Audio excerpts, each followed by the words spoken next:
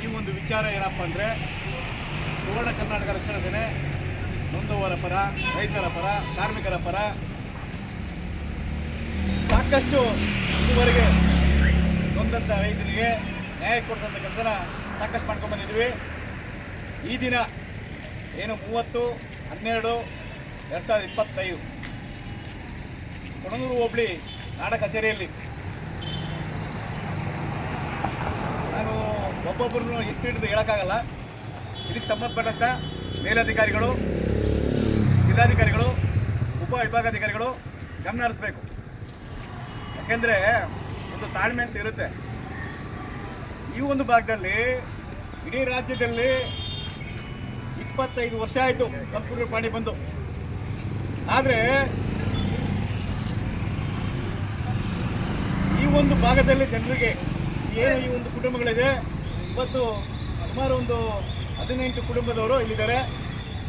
ಈ ಕುಟುಂಬದವರಿಗೆ 4-5 ತಲೆಮಾರಾದರೂ ಕೂಡ ಈ ಭಾಗದಲ್ಲಿ ಇವರ ಆಸ್ತಿ ಏನಿದೆ, ಜಮೀನು ಏನಿದೆ, ಆ ಜಮೀನಿಗೆ ಸರಿಯಾದ ದಾಖಲೆಗಳನ್ನ ಮಾಡಿಕೊಡ್ತಾ ಇಲ್ಲ.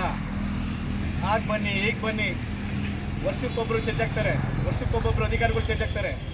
ಅವ್ರಿಗಿಷ್ಟು ಲಂಚ ಕೊಡು, ಇವ್ರಿಗಿಷ್ಟು ಲಂಚ ಕೊಡು, ಎಷ್ಟು ಲಂಚ ಕೊಟ್ಟರು ಸಾಧ್ಯ ಇಲ್ಲ ಅವ್ರಿಗೆ. ಯಾಕೆಂದರೆ ಮಾತಿದ್ರೆ ಲಕ್ಷಗಳು ಆಗ್ಬಿಟ್ಟಿದೆ, ಸಾವಿರ ಇಲ್ಲ ಲಕ್ಷಗಳು. ಲಕ್ಷ ಕೊಟ್ಟರೆ ಈ ರಸ್ತೆ ಕೂಡ ಅವರು ಬರ್ಕೊಂಡ್ಬಿಡ್ತಾರೆ.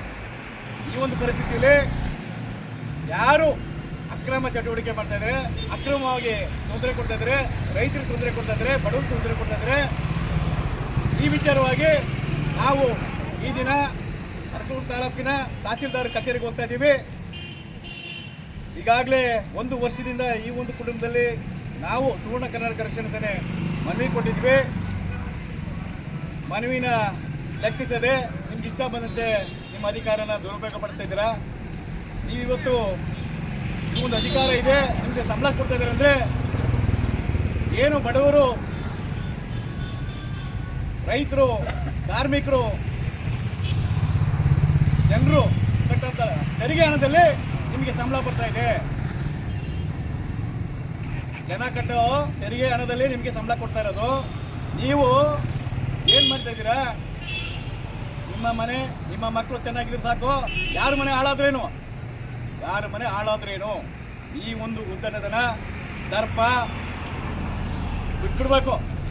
ಯಾಕೆಂದರೆ ರಾಘವೇಂದ್ರ ಗೌಡರು ಯಾವುದೋ ಸಣ್ಣ ಪುಟ್ಟ ಹೋರಾಟ ಮಾಡಿಲ್ಲ. ಸುಮಾರು 25 ವರ್ಷದಿಂದ ನಿರಂತರವಾಗಿ ನೊಂದ ಜನರ ಪರವಾಗಿ ಸಾಕಷ್ಟು ಹೋರಾಟಗಳನ್ನು ಮಾಡ್ಕೊಂಡು ಬಂದಿದ್ವಿ, ನ್ಯಾಯ ಕೊಡ್ತಿದ್ವಿ. ಈ ಒಂದು ಭಾಗದಲ್ಲಿ ಆಗ್ತಿರುವ ಅನ್ಯಾಯ ನಿಲ್ಲಬೇಕು. ನೊಂದ ಬಡವರಿಗೆ, ರೈತರಿಗೆ ಏನು ಸಮಸ್ಯೆಗಳಾಗ್ತದೆ ಅದು ಹೋಗ್ಲಾಡಿಸ್ಬೇಕು. ಇನ್ನು ಮುಂದಕ್ಕಾದರೂ ಇವರ ಜಮೀನಿಗೆ ನಿಜವಾದ ಆಸ್ತಿದಾರರು ಯಾರಿದ್ದಾರೆ ಸ್ಥಳಕ್ಕೆ ಬಂದು ಪರಿಶೀಲನೆ ಮಾಡಿ ಅವರವರಿಗೆ ಅವರ ಹೆಸರಲ್ಲಿರುವಂಥ ಭೂಮಿನ, ಇವರ ಇಲಿಕ್ರ ಹೆಸರಲ್ಲಿರುವಂಥ ಭೂಮಿನ ಇವ್ರ ಹೆಸರಿಗೆ ಈಗಲಾದರೂ ಮಾಡಿಕೊಡಿ. ಯಾಕೆಂದರೆ 4-5 ತಲೆಮಾರಾದರೂ ಆಗಿಲ್ಲ. ಇದು ಈ ಒಂದು ವಿಚಾರವಾಗಿ ಈ ದಿನ ಹೋರಾಟ ಪ್ರಾರಂಭ ಮಾಡಿದ್ದೀನಿ. ಇಡೀ ಅರಕಲಗೂಡು ತಾಲೂಕಲ್ಲಿ ಇನ್ನು ಮುಂದೆ ಯಾರ್ಯಾರಿಗೆ ಎಲ್ಲೆಲ್ಲಿ ಅನ್ಯಾಯ ಆಗಿದೆ, ಯಾರು ಲಂಚ ಕೇಳ್ತಾರೆ, ಯಾರು ಧರ್ಮ ತೋರಿಸ್ತಾರೆ ನಮಗೆ ತಿಳಿಸಿ, ನಾವು ಬರ್ತೀವಿ, ನ್ಯಾಯ ಕೊಡ್ತಂಥ ಕೆಲಸ ಮಾಡ್ತೀವಿ. ಈ ದಿನ ತಾಲೂಕು ಕಚೇರಿಗೆ ಹೋಗ್ತಾ ಇದ್ದೀವಿ, ಸೌಮ್ಯ ಮೇಡಮ್ ಅವರು ಭೇಟಿ ಮಾಡ್ತಾ ಇದ್ದೀವಿ. ಈ ಒಂದು ಕುಟುಂಬಗಳಿಗೆ ಸಮಸ್ಯೆ ಬಗೆಹರಿದ್ರೆ ಸರಿ, ಇಲ್ಲ ಅಂದರೆ ಮುಂದಿನ ದಿನಗಳಲ್ಲಿ ಉಗ್ರ ಹೋರಾಟ ತಾಲೂಕು ಕಚೇರಿ ಮುಂಭಾಗ ಮಾಡ್ತೀವಿ ಅಂತ ಈ ಒಂದು ಸಂಬಂಧ ಹೇಳ್ತಾ ಇವರಿಗೆ ನ್ಯಾಯ ಸಿಗೋಂಥ ಕೆಲಸ ಆದಷ್ಟು ಬೇಗ ಆಗಲಿ. ನಮಸ್ಕಾರ.